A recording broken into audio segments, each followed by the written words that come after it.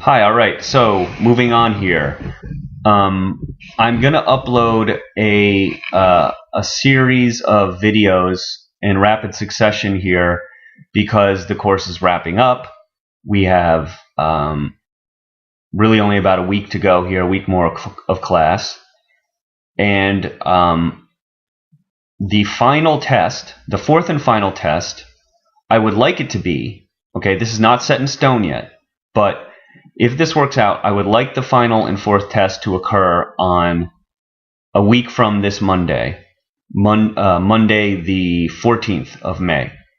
So that's the going plan as of now, and I'm gonna do what I can to stick to that.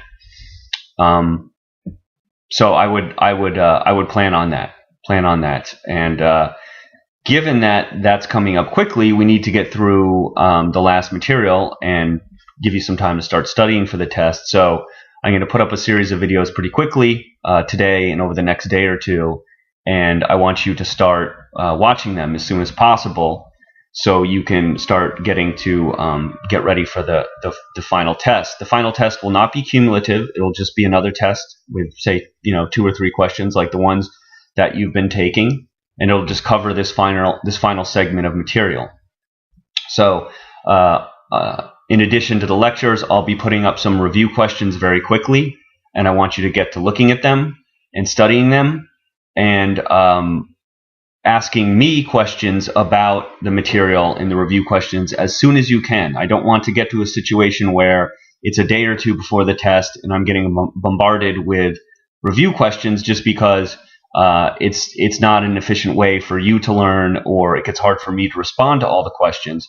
And I'm concerned. I want all you guys to do well on the tests. So really, in the next 2-3 days, we're really going to try. I want you to get to learning the material and looking at the review questions, so you'll have time to ask me for help with that stuff if you need it.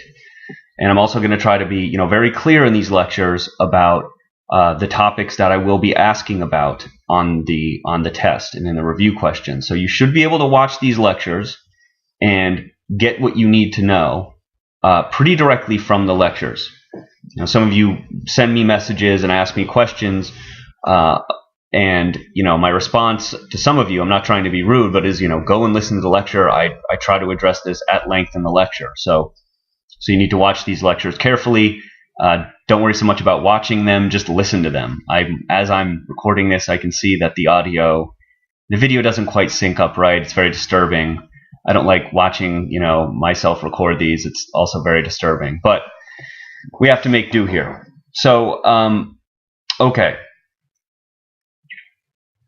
With that being said, let's get on to the next topic. So we're talking about ethics, right? We just talked about moral relativism and moral objectivism. And what we're going to do now is we are going to talk about a particular theory of morality that tells us what it is to do the morally right thing. I figure we probably only have time for one more topic in the class. Probably just going to, that's probably going to be it. We're going to probably do one more topic. And since we're talking about ethics, I figure that we probably should discuss one theory of what it is to do the morally right thing, one particular theory. So we're going to do that.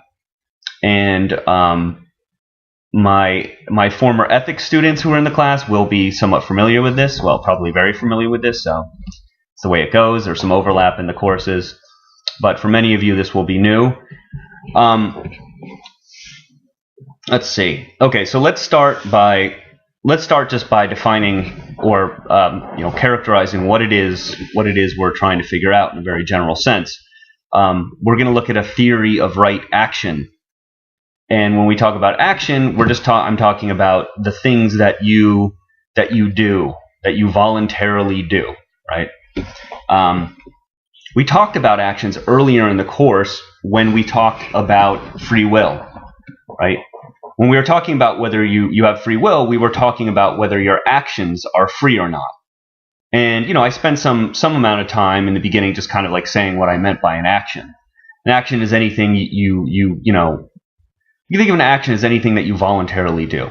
right? So when you come to class, that's a kind of action.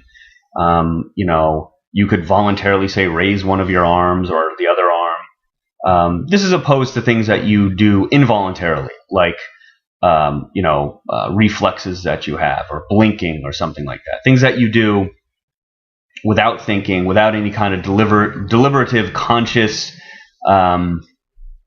initiation on your part, something like that, right? So our actions are things that we are interested in for many reasons. One of the reasons was obviously when we talked about free will, we wanted to know, whether we could hold people responsible for their actions, and that's related to the issue of morality, in that our actions are morally evaluable, right? You can evaluate them from a moral perspective. Now, here's a way to think about this. Any action that you do, no matter what it is, any conscious, deliberative action, anything that's under your control, as someone who has free will, any of those actions, we can morally evaluate it. And it will fall under one of three categories. And I'm going to list this I'm going to put up a document that has some notes on what I'm talking about now, and it'll have these three categories. So any action can be, any action that you perform can be evaluated and placed under one of the following categories. It will either be morally obligated, morally prohibited, or morally permissible. Okay, those are the three categories. And anything that you do can be placed into one of those categories. We can think about that. We can think about it as being either morally obligated, morally prohibited, or morally permissible. So let me give you some examples to kind of illustrate. Let's say that you're walking down the street, and there's an elderly lady walking in front of you, right? And she keels over, right, clutching her, or her arm in pain, and is kind of crying out for help. Now, morally speaking, and I'm just using this situation because it's one that's going to seem obvious to us, right? There are actions that you could take in this situation that we could place into those categories that I mentioned. Let's say that you just walked on by her. You just walked right on by, right? We think that if you did that, what category? Just think about it. Out of the three categories I mentioned, which category do you think that would fall into? If you just were to ignore her and walk right on by her, you have nowhere better to go. You just ignore her. So you don't keep walking. You're taking just a leisurely stroll. She's on the ground, screaming, crying out in pain. You just walk right on by. Which of the categories do you think that action would fall into? Well, if you said that would fall in the category of morally prohibited, then you're probably right. Right? That seems right. It seems like morally speaking, it's not you can't do it. When I say prohibited, it just means, you can't do that, morally speaking. Right? Morality dictates that you're not allowed to just ignore this woman and just walk on by. You should do something to help her, right? Which leads us to, let's say that you did try to help her, right? You try to help her in some way. That presumably is morally obligated in this case. Given the circumstances, given that, you have the ability to help this woman, you have nowhere better to go. Let's say you have a phone on you. Let's build that into the situation. It seems as though you would be morally obligated to stop, do what you can to help this woman, see what's going on, see if you could call somebody for her, maybe call an ambulance. Common sense morality dictates that we would be morally obligated to do that, right? That's the right classification for helping this woman. Right? So, again, it seems like you would be morally prohibited from just ignoring her. You would be morally obligated in some way to help her. And so that's an example of two different actions and how we would classify them. Two different possible courses of action you could take and how we would classify them, right? And, you can think, now that you have the basic gist of that, you could probably think of lots of other actions that intuitively you would classify under those different categories, right? You think, well, just, if I were to walk into the classroom and just, punch one of the students in the face for no reason, that would be classified as what? If you said, again, morally prohibited, you're in the right. You're thinking about this right. That would be morally prohibited, right? And again, there are numerous things that we can think of that would be morally obligated to do, that we'd be morally obligated to do in certain situations. Help people out, just be compassionate towards people in various ways. There are situations where you will be, morally obligated to do those things. What about the third category, though? Morally permissible, right?